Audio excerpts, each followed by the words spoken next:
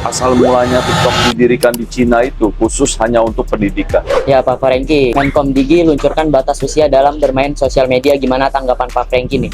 Ya, itu bagus sih ya. Sebab gini kan, memang internet ini ada banyak keuntungan dan kelebihannya berguna buat kita masyarakat. Karena dunia itu semakin modern ya sekarang ya. Teknologi itu jadi banyak membantu kita sebagai manusia. Tapi ya semua tuh nggak pernah ada yang sempurna sehingga ada dampak buruknya. Sekarang tuh ditemukan ada banyak anak-anak kita di mana tuh ketergantungan sama internet membuat mereka tuh jadi malas belajar, jadi ketinggalan pelajaran, jadi nggak konsentrasi belajar, jadi banyak bermain, jadi menghayal terlalu tinggi, jadi menganggap semuanya serba instan.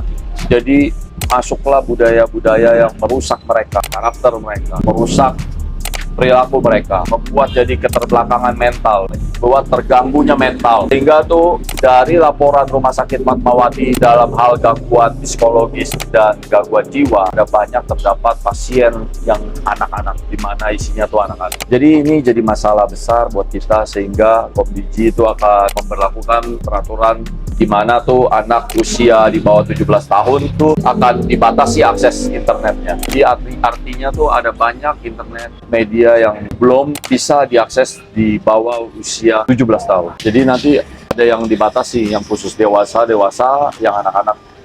Persis seperti di bioskop lah kira-kira. Mereka udah memberikan keterangan di mana ini film boleh buat usia berapa ke berapa. Karena peraturan ini tuh sebenarnya udah banyak diterapkan di negara lain, termasuk baru-baru ini tuh di Australia. Australia aja mereka tuh udah membaca masalah ini. Mereka tuh udah melarang. Jadi anak di bawah 17 tahun tuh dibatasin nggak bisa mengakses internet yang bukan untuk konsumsi mereka. Termasuk kita kalau lihat TikTok sendiri, asal mulanya TikTok didirikan di Cina itu khusus hanya untuk pendidikan. Dan sampai sekarang pun di TikTok, walaupun TikTok asalnya dari Cina, tapi di Cina sendiri itu namanya beda. Dan dari dulu tuh dia dibikin hanya khusus untuk pendidikan. Karena memang di Cina itu mereka mau membuat skill sumber daya manusia mereka tuh tinggi. Makanya sekarang nggak heran kalau Cina tuh jadi negara maju di mana tuh jadi menguasai dunia. Seperti kita juga tahu kalau di Singapura ya. Kalau kita nonton TV itu sangat membosankan karena isinya pendidikan gitu loh. Jarang ada film action, pembunuhan, film setan. Itulah yang membuat Singapura tuh maju walaupun negaranya kecil tapi bisa jadi semaju sekarang itu berkat skill sumber daya manusianya.